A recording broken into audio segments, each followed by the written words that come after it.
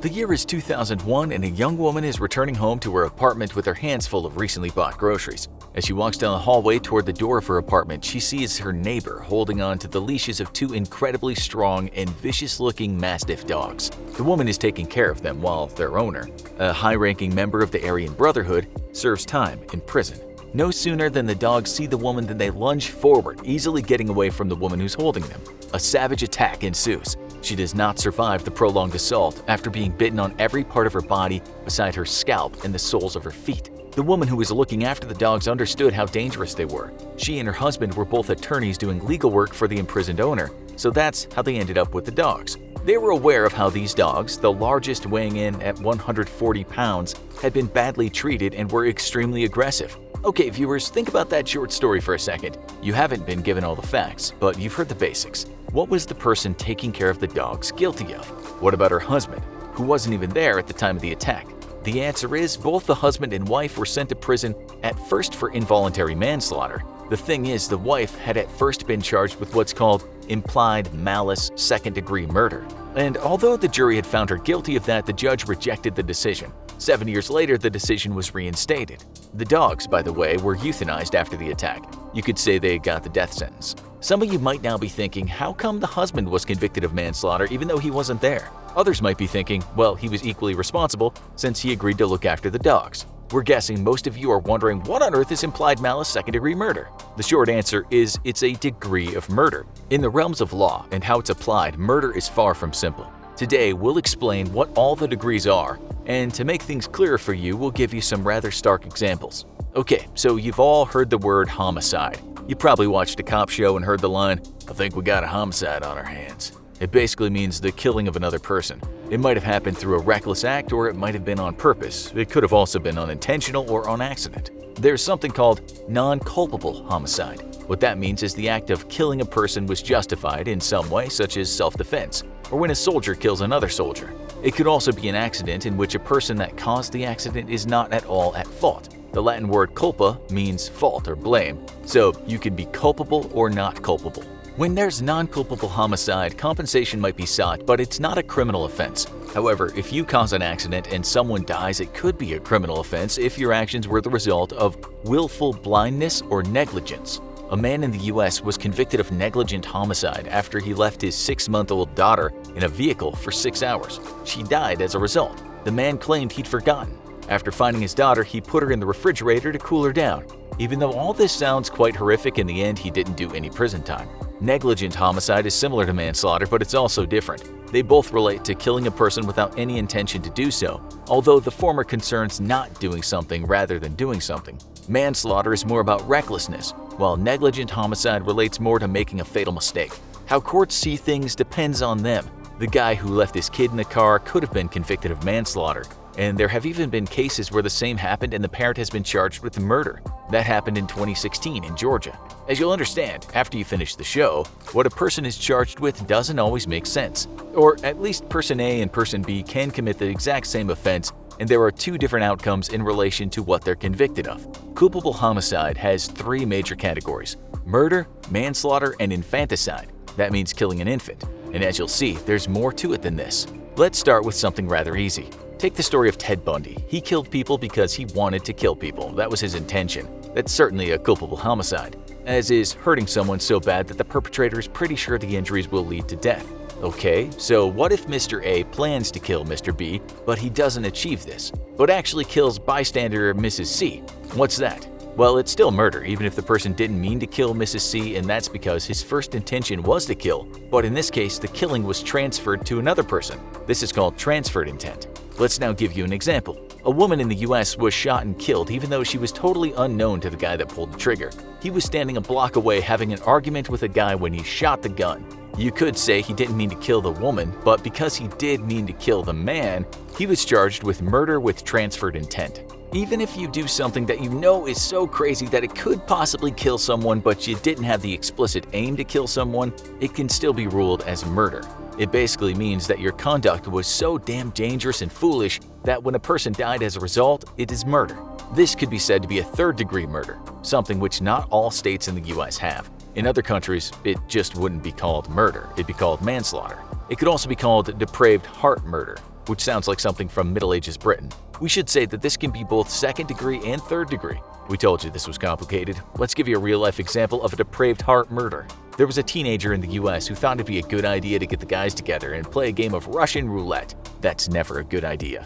One kid died as a result. During the trial, his defense argued that it wasn't murder because there was no intent. But in the end, he was found guilty under the depraved-heart murder doctrine. We found a more recent example involving a man who supplied a woman with drugs, knowing that the drugs were very strong. She died sometime later, and the guy was convicted of depraved-heart third-degree murder. That happened in the state of Minnesota, a place where you can be convicted of third-degree murder for the murder of an unborn child.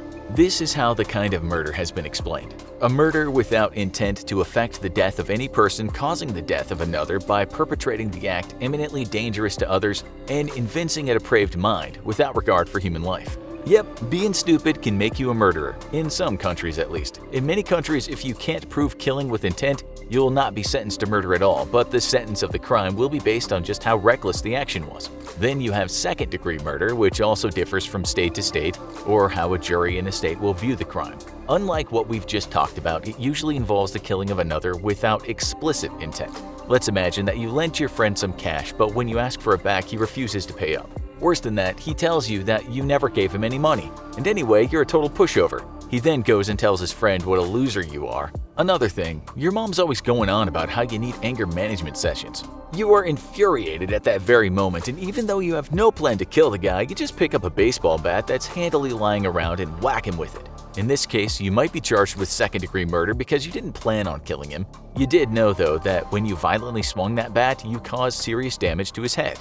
If he actually started hitting you and you went overboard and smashed his head with the bat, it could be deemed a lesser crime, but we'll get around to that. You could also have been charged with second-degree murder if you showed what's called extreme indifference to human life. Let's imagine you didn't have a bat, but inside your house you had a gun. Since your emotions were all exploding, you went into your house and you grabbed it. When you went outside, you just acted up, not really firing it at your friend, who is now some distance away laughing at you with his friends, but you fired over their heads to cause a scene. Except someone was hit and died. Maybe you thought it was an accident, but you showed extreme indifference to human life. Now you're a second-degree murderer. Something similar recently happened in Alaska. Two men had been arguing in a car when the driver ordered his friend to get out. The driver went on for a bit and then turned around. He drove back in the same direction and swerved as if to hit his friend. This could have been first-degree murder, but it was only charged with second-degree because it was thought he didn't really mean to kill him. Okay, so what is that thing called felony murder? It basically means that someone had the intent to commit a felony crime, but in the process of doing that, someone was killed. This can be complicated too, so we'll give you an example. Two guys go into a clothing store with the intention of robbing it. That's a felony crime. But during the commission of that crime, one of the guys pulls out a gun and shoots the store owner. Okay, so the other guy didn't even know his buddy was carrying a gun, but it doesn't matter, he was there. He could be charged with felony murder, either first degree or second degree, but likely first degree. Let's now change the scenario. Two guys go into the store unarmed, except this time the owner pulls out a gun and kills one of the offenders. He leaves the other alone. The owner is not charged with anything since he was protecting his property, but the surviving guy is charged with felony murder because it's partly his fault that his friend was shot. This has happened, and it's happened a lot. It's a good reason not to take part in a crime if you know your friends are unstable and dangerous. Most countries would never convict, say, a getaway driver of murder or the guy keeping the lookout, but some states in the US have a zero tolerance to these crimes, never mind if someone was just there. A young man in 2004 was sentenced to life without parole for a felony murder even though he wasn't close to the crime.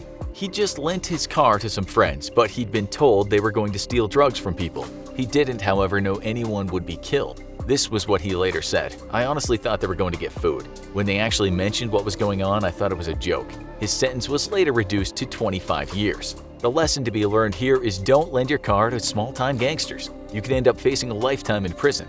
You can also be convicted of capital murder, which is one that can lead to the death penalty. This can be very straightforward, of course, but it can also be felony murder. There are umpteen cases of people not pulling the trigger but were executed just because they were there. In most cases, the people that didn't commit the actual murder were participants in the crime, but in some cases, they may not have known anyone would be killed. That's another reason not to hang out with maniacs. It could get you an appointment with a cocktail of lethal drugs. So what about that woman at the start of the show who was convicted of implied malice second-degree murder? What exactly does that mean? Some states will call this a murder in which a person shows a conscious disregard for life. In this case, the jury agreed that the woman knew those dogs were capable of killing someone, and yet she still took them out for a walk. She was also aware that if they should try to get away from her, she'd be helpless to stop them. You could be charged with this if you joined in on beating some guy up. You and your friends carried on doing it until the guy was black and blue. You should have known this could result in death.